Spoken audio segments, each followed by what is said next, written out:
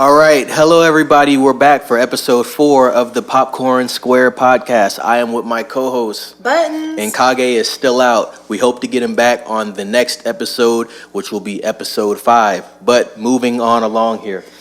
Today's discussion, if you guys can't already tell by the title and the thumbnail, is about aliens. So, today we'll be discussing Alien Romulus. And we'll be discussing Predator as well and what we expect from aliens moving on into 2024. Now, Alien Romulus, from the information that we have, it's going to be on Hulu, right?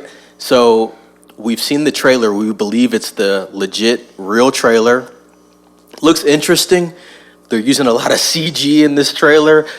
I'm going to be honest, the trailer doesn't have me super excited, but maybe they put out another trailer. Maybe it's something that can hit home for me there and I'll be more interested. I am going to watch the movie, like I said, but based off the first trailer, I'm not too excited for this one. But like I said, I am going to watch it. We know that Disney owns 20th Century Fox. 20th Century Fox is doing this film. So it's going to be interesting to see Disney's involvement in this. I do want to see a rated R Alien. I don't want anything lesser than that. Alien's always been pretty dark, and it's been gruesome too, so I hope they kind of keep that aspect alive in this film.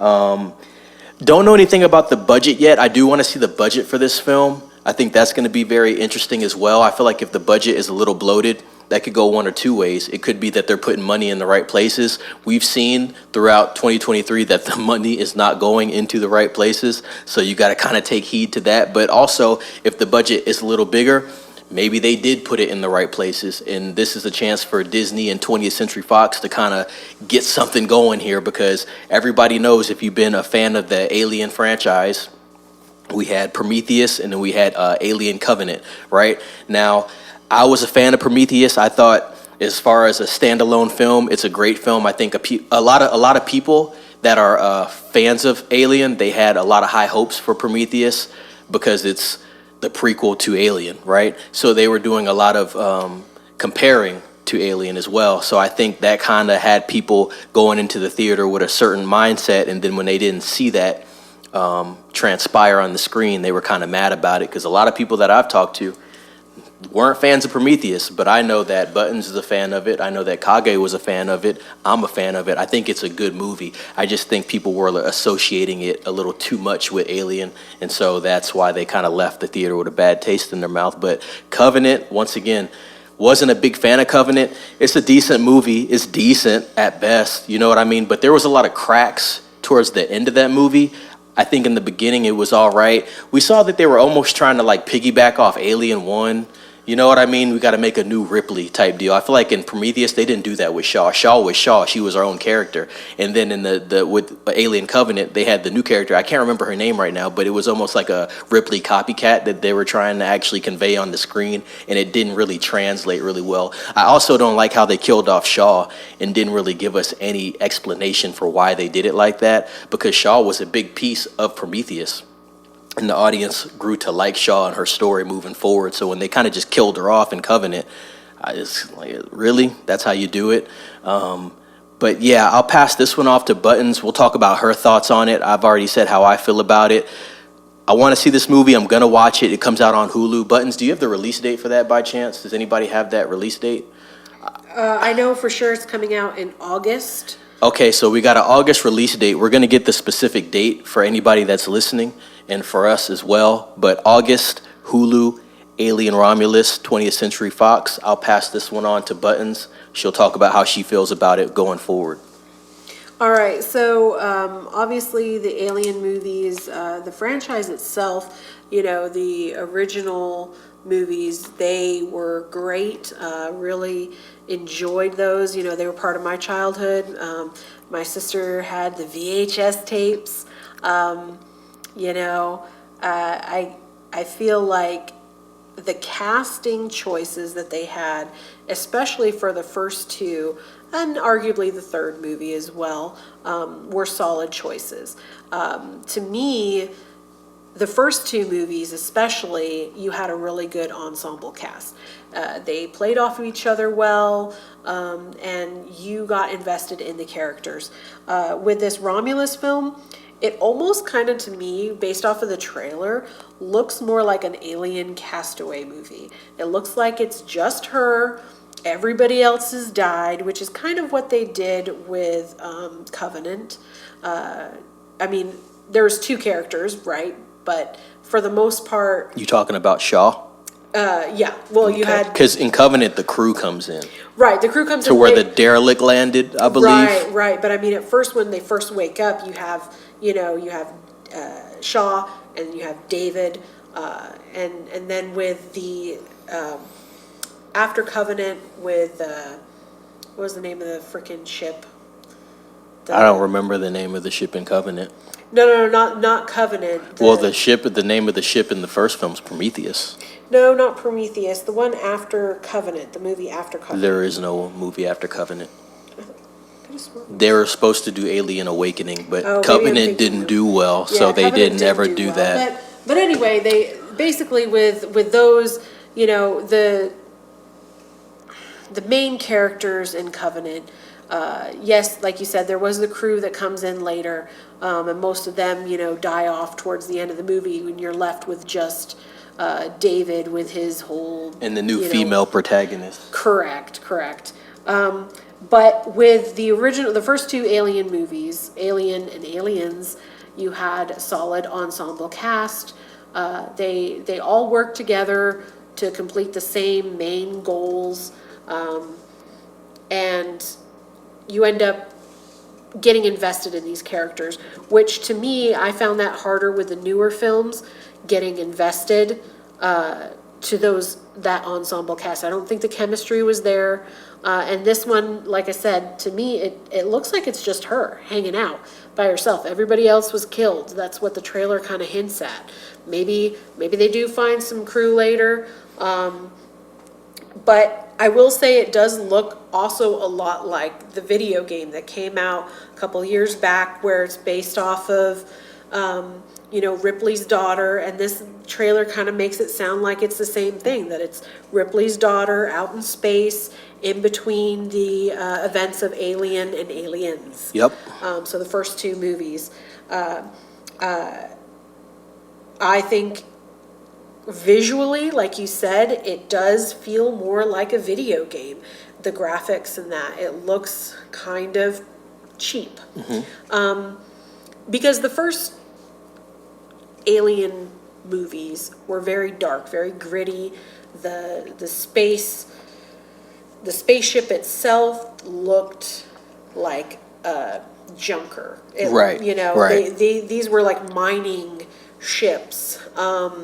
Is what they kind of made it sound like in the movies, is that, they've been around, they've got all their faults as far as, they've been up in the air operating for long periods of time, and just like a ship out to sea, it's got its miles on it. It's been worn down from all of use. This looks like a bright, shiny, brand new ship, and it's very colorful. Definitely a modern version. Right. And some of the ways that Hollywood does its tricks when the graphics aren't there, when you don't have that CGI, is to make it look like an old rundown boat. I wonder how that's going to line up as well, because like in Prometheus, it's supposed to be the prequel to the events of Alien, but the ship is like super modern, techy, and then you watch Alien and Aliens, and you're like, oh, That's they the same went thing. backwards here. Same thing So with, I like, the wonder what they're going to Terminator. do with this one. I don't know. Sometimes they need to think about that. Like, how can we keep it consistent? How can we keep the continuity? We understand that it's a newer film, but then you got to look back and say, well, that's what we had for the 80s. It doesn't line up. This ship looks way newer and way more advanced than the ship in the 80s per se, but this was supposed to happen before those events, so it doesn't quite line up visually. It's interesting. Neff, let me ask you, how would you, I think a good comparison here would probably be, I believe it was one of your favorite movies of, what did it come out in 2021 or 2022, which was the, oh gosh, I'm terrible. Why can't I think of the name? Just had a mental breakdown. Harrison Ford. Blade Runner? Blade Runner. Yes, Blade Runner. I was like, I knew as soon as I said it, you'd be Blade like. Runner 2049. Yeah. I want to say that was 18 or 19, but yeah, I love Blade Runner Okay. 2049. And that's another, I think, a good comparison of how the technology is supposed to be set in the future, both movies. Right. And then you see, the restrictions that they had in the 80s when the original Blade Runner, or was it 90s? I want to say it was the 80s. Okay. And then, of course, jumping to, like you said, maybe the 2018, 2016 timeframe when 2049 came out. Right. And we did get the name for that character in Alien Covenant. Give me 1 second, please. Daniels is the name. Daniels, played by Catherine Waterston. So, yeah, interesting with Covenant. Like we said, Covenant, interesting movie. Things kind of going in an interesting direction, and then it kind of veered off to the left there, and it was like, okay, what am I watching here? But like we said, we're excited about Alien Romulus. I want to see if Alien can take some notes from what Predator did, because Prey was a great movie. Once again, a parallel here, both on Hulu, right? Prey was great, loved it. Tell people to watch it if they still haven't watched it. Hopefully they do a follow-up. I've heard they're going to do a follow-up for Prey. It's going to be a different time period, of course, but that would be awesome to see as well. This is a chance for Alien to kind of step back and say, hey, how do we kind of course correct everything? Because we know these last two, it didn't really hit the way it needed to hit for the audience. We can kind of take this time to step back, write something really good, something that's core to the lore of Alien, and then get the fan base back. It still has a fan base, but you got to put out a product that everybody wants to see. I think that's one thing that Predator did do with Prey, and like we said, Prey was a pretty good film. Now, as far as the box office for Alien Romulus, most likely we're not going to be able to get a clear box office because this is going to be a Hulu released film. You know what I mean? So the budget, we might be able to get the budget, but the box office, we're not really going to get those numbers. And if we do, it'll probably be on another website somewhere, you know what I mean, that has a little more insight on that, or from Hulu themselves, if they decide to put that out. I don't know if they put out anything for Prey, but I'll look into that. Yeah, and then we'll go through our list, but as far as Alien goes, I'll go forward and say that I think out of all the Alien movies, Alien 2, Aliens, is my favorite. Buttons, what's your favorite? So I do think Aliens is probably my favorite. I think it, again, good cast in that one. The first Alien movie, I think, is always going to be just a hard classic. You can't, you can't replace that. But I think a lot of the initial drawbacks of the first one were corrected in the second. Correct. And a part of that has to do with budget. So the very first Alien movie, they're testing the waters. Ridley Scott's like, hey, I have this great idea. And, he goes to the studio and says, let's make an Alien movie. And, the studio gave him a budget. He had to stick to a much stricter, lower budget on that first one. And once they had all that success, they were able to, carry that to the second one. Those things that, the audience kind of was like, oh, that looks hokey, that looks cheesy. Or, the things that didn't look great, they were able to invest in making a more believable product, or a more realistic atmosphere, Alien itself. Right. And we see that with a lot of sci-fi movies that end up getting sequels. Right. So with Alien, we have a release date, and this is the original Alien, May 25th, 1979, and the budget was $11 million, and the box office was $184.7 million. So a smash. And then we know with Aliens, that's when James Cameron came in. Right. So I'll look at that real quick. Now, you got some new information, Buttons, about Alien Romulus budget? Right. So we found that the budget for Romulus, what they're reporting, is $97 million to make that movie, which, again, we won't be able to really see clear-cut numbers as far as a box office, because they aren't planning to release it to box office as of yet, as of what we understand.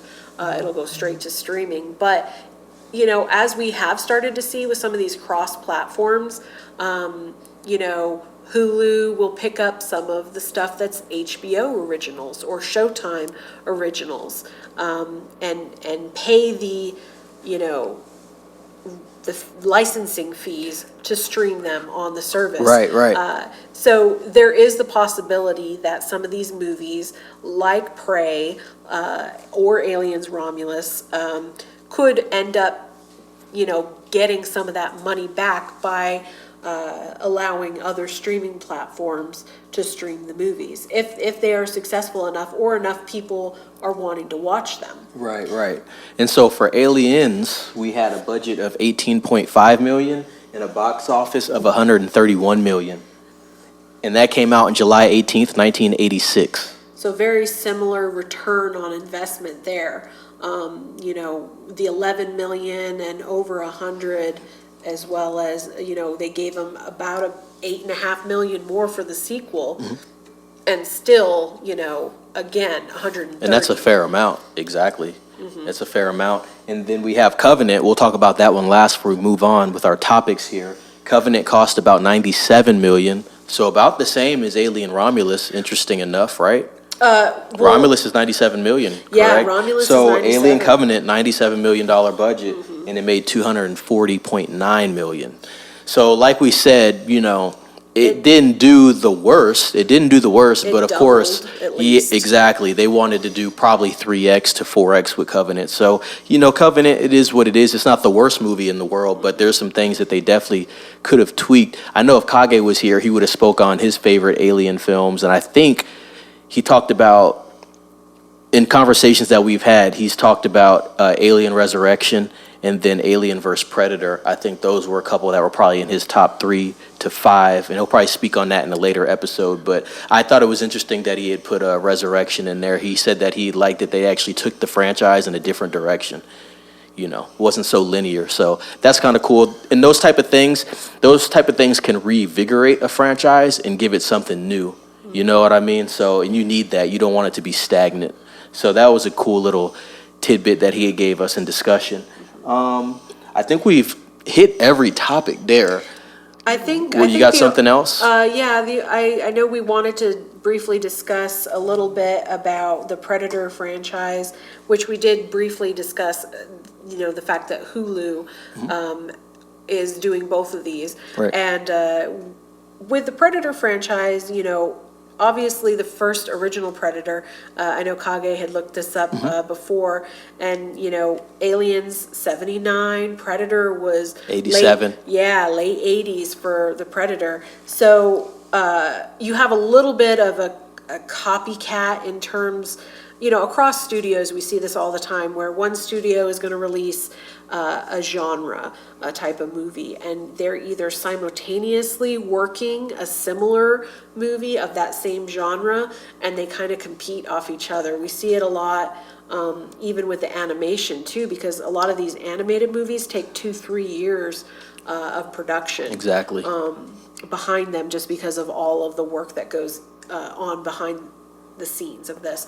And of course, as we've mentioned with other studios, or in our previous episode, studios get information leaked all the time. And that, of course, is going to be like, oh, hey, I hear Paramount's making this movie, and then Warner Brothers like, yeah, now I need to make this to counteract, because, that, or even sometimes just like, hey, as we saw several years ago, and it doesn't seem like it's been that long, but it has. It's been more than a decade since we had all the Maze Runner, Hunger Games, the Maze Runner, or did I say that one already? Yeah, you said Maze Runner. Was there another one? Hunger Games, Divergent series. Yep. All of those came out right around the same time. Exactly. And that's because you had these studios going, hey, this is putting butts in seats. Let's get our own, and they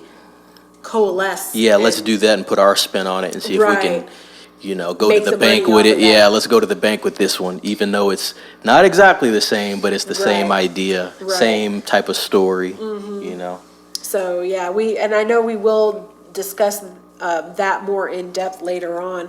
So, like you were saying before, Disney's involvement in this, we don't want to see an alien that's been, made kid-friendly. We Right. don't want that. Same thing with Deadpool 3. We didn't want a kid-friendly Deadpool. Exactly. I know Disney did do that. They created the Once Upon a Deadpool, which was like a PG-13 version. I heard that was really good, really Yeah. funny. Yeah, and you know what? To be honest, I own the second Deadpool, and when I saw that one come out, I was like, man, I wish they had included both versions. It's good they have two versions, though, Yeah. because you got to have both. Can't do one without the other. Right, and so I still have yet to see that Once Upon a Deadpool version, but I have seen clips and things from it that I'm like, man, I wish I had gotten a set that came with both versions.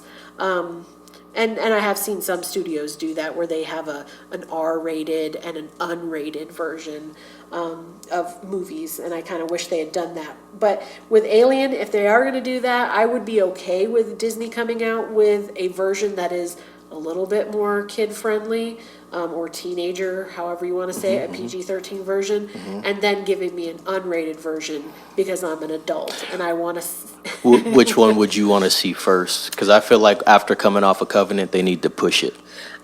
So I think the biggest thing, and I will say, I will give them this. Because with I feel Covenant. like, not to cut you off, I feel like if they go with that lighter-hearted version of this, it just gives people room to criticize and say, oh, Disney, they Disney'd it up. Whereas if they just go balls to the wall, right? Right. Give No, us that rated that R, hardcore- alien feel, dark horror. Then they'll be like, oh, okay, we like where this is going. You Yeah, know what I where's- mean? And I feel like where's Hulu the- should, if Hulu has any involvement, any executive involvement, they should say, hey, you see what we did with Prey.